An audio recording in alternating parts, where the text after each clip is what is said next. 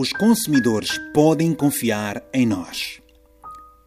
Durante os anos 70 e 80 do século XX, a ideia dominante era de que as atividades informais eram um fenômeno transitório e que o progresso técnico acabaria por permitir ao setor formal absorver os trabalhadores informais. À medida que o processo de globalização tem vindo a acelerar, posso verificar, entre várias leituras e pesquisas, ao contrário do que inicialmente se admitia, que a dimensão da economia informal tem crescido nos diferentes setores de atividade e este fenômeno não me parece que seja transitório. Se a ambição de tornar o informal em formal já vem do século passado, há que entender que esta transição não envolve apenas um lado do negócio. Terá que ser uma transição que todos os intervenientes do processo, procura e oferta informal, aceitem. Não iremos conseguir chegar às bases e às elites se o processo de aprendizagem tiver como base apenas o uso da lei e do poder. Lembro que as elites precisam das bases e as bases das elites. Os clientes precisam das zungueiras e as zungueiras precisam dos clientes. Não adianta educar os nossos nanoempresários com a força do braço para fazê-los entender que não é na rua que devem estar. Transformar esta força motriz da economia de rua / sobrevivência numa força económica aliada ao sistema e devidamente informada é o primeiro passo. Quem vende à porta deverá ter o mesmo valor econômico daquele que compra à porta, e o papel do executivo, maior agente econômico, é crucial neste processo de entendimento entre procura, oferta, consumidor, fornecedor.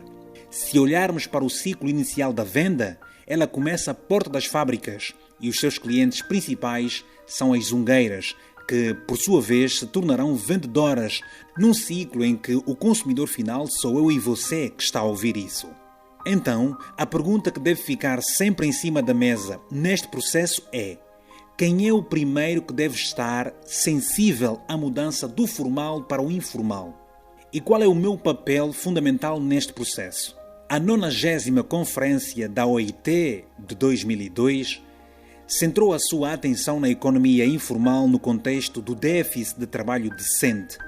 O conceito de trabalho decente sintetiza a sua missão histórica de promover oportunidades para que homens e mulheres obtenham um trabalho produtivo e de qualidade, em condições de liberdade, equidade, segurança e dignidade humanas, sendo considerado condição fundamental para a superação da pobreza, a redução das desigualdades sociais, a garantia da governabilidade democrática e o desenvolvimento sustentável, OIT 1999. Segundo o relatório sobre o trabalho decente e economia informal, concentra-se em 4 áreas específicas. Primeiro, emprego, em particular a ausência de emprego formal que impele os trabalhadores informais para atividades menos remuneradoras e menos produtivas, inúmeras vezes realizadas por conta própria. 2. Direitos, já que a economia informal é o mercado de trabalho onde se registra o maior déficit em termos de liberdade de associação, de poder de negociação, de trabalho forçado e de discriminação no trabalho, como consequência da quase total falta de aplicação da legislação e regulamentação laboral. 3.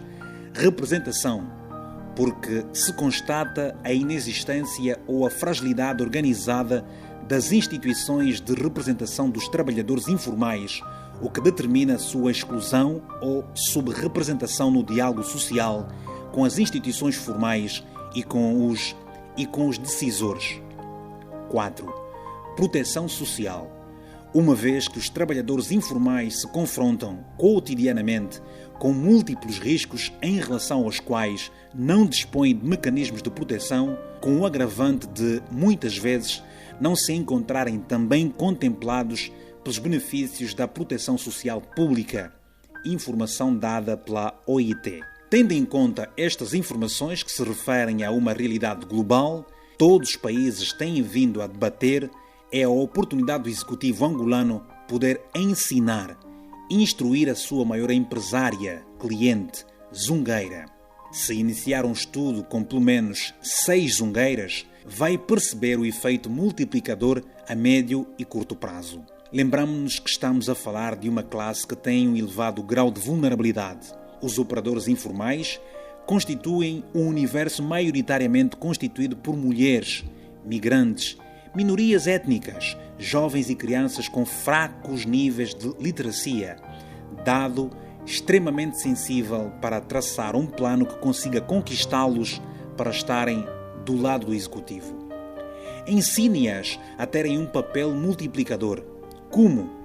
Criando sinergias entre elas e o executivo, onde elas se sintam responsáveis pelo processo ou se sintam responsáveis pelo sucesso da passagem do informal para o formal.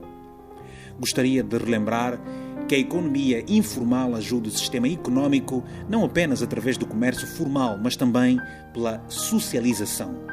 Proteja-se, fique em casa. Texto de Kénia Camutim.